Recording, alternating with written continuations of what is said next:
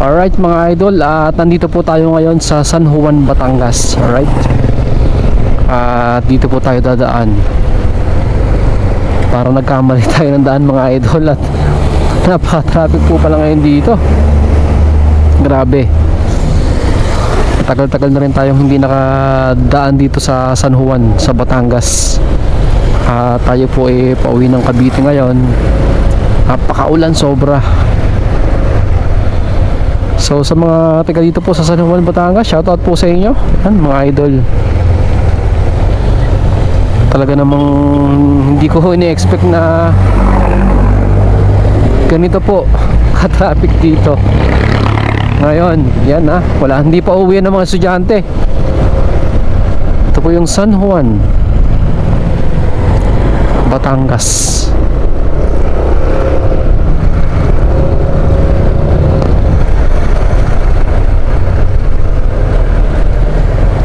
Ayan, may VIP pa.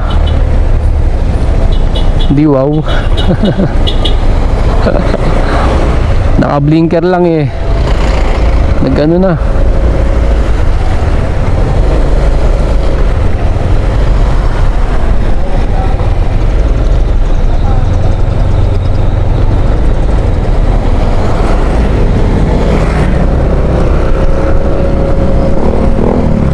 Counterflow.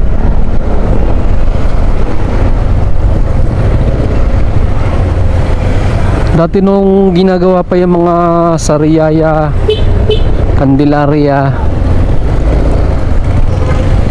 yung daan na yan, nung hindi pa ganun kalawak, dito tayo lagi dumadaan.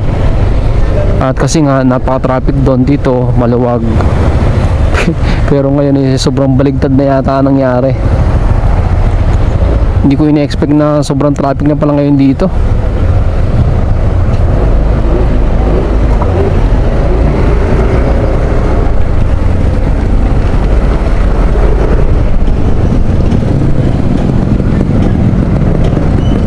Diyos ko. Ay, sensya na po.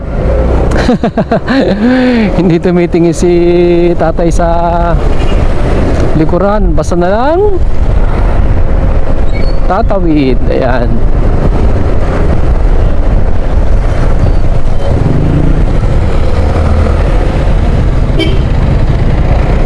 Hello, shoutout sa inyo. Ay nako, Diyos ko day. Sabi nga ng mga taga Batangas, talaga naman ay wala akong katigil-tigil lang ulan.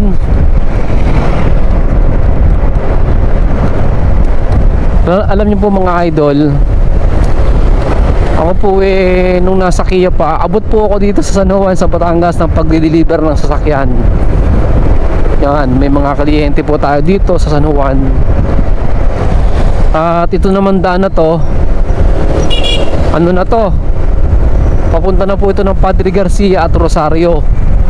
Ayan, Ibaan at San Jose. Alright, papunta na rin po ito ng pier. Ayan, kung uuwi po kayo ng Mindoro at galing po kayo ng mga Quezon, yan mga idol, dito po ang sasakyan. Andahan. Ayan, malawag na. Alright, so sa mga dito po, makikiraan po si Team Marana sa inyong bayan ng San Juan sa Batangas. Isang mapagpalang araw po sa ating lahat, at napaka-traffic ngayon ng San Juan. Dati kasi doon, madadaanan mo ay puro tinda ng lambanog, puro lambanugan dyan sa San Juan. Ayan, magkabilang gilid. At ngayon, wala po tayo nakikita ng lambanog, linis. Ayan mga idol. So once again, sa mga taga dito po sa San Juan, Batangas, big shoutout po sa inyo at rise up always. God bless po mga idol.